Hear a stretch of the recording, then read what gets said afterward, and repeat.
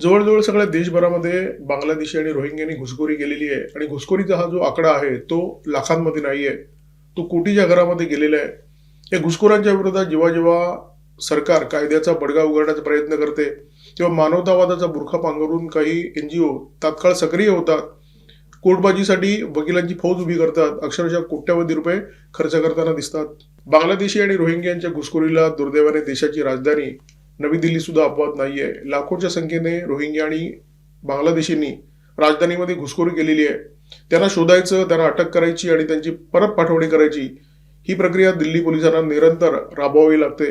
अशाच अटक करण्यात आलेल्या 5 रोहिंग्यांच्या प्रकरणी एका NGOने सर्वोच्च न्यायालयामध्ये धाव घेतली आणि असा दावा केला की दिल्ली पोलिसांनी या 5 रोहिंग्यांना अटक केली, परंतु नंतर अटक केल्यानंतर ते गायब झाले.